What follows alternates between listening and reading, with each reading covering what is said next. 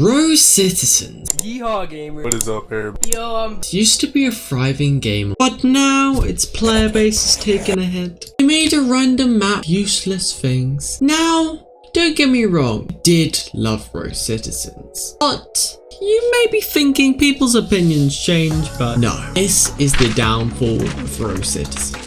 Firebrand 1, a lead developer in this game, went on to create one of the best games at the time in history in 2013. For those, everyone in the first stages of Roblox in the 2013 times will remember a key character, Hard Times Henry. He was either standing outside or he was in a tent, and you could go up to him and talk to him and he would give you missions for money across the city. But what you may be asking, Hard Times Henry, the staple of the game community, is not here anymore. As you can see, this map is a lot different. In this map compared to the other map, where you could rob places and some other places were under construction, or you could work at the supermarket, you could select the people and then order. It was a simple system that game today, it doesn't have that simplicity. It's quite complicated for new and upcoming players. They may have the same dynamics, same controls, but it just doesn't feel the same. Such as Bloxburg's kept its gist of it, they haven't changed too much and the map seems the same. But I hear this phrase a lot, if the map's already good and everyone loves it, why change it? The Firebrand guy probably thought,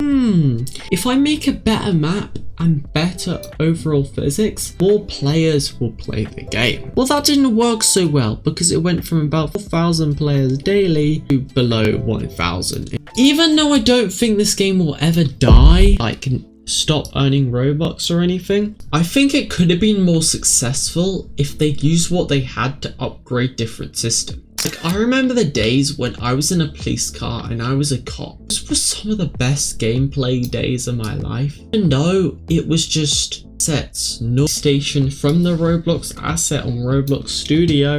It was the thought and pre-production behind this game. Nowadays, they don't really think about that aspects and they're like, I need to update to make the game even more popular. You could go to several places, rent apartments. It doesn't feel the same dynamic. You could go anywhere you set your mind to. Except some places, of course, but there's limits in every game, right? You could get Lamborghinis for tons of money. I remember trying to save up for that. There were tons of glitches that made the game fun.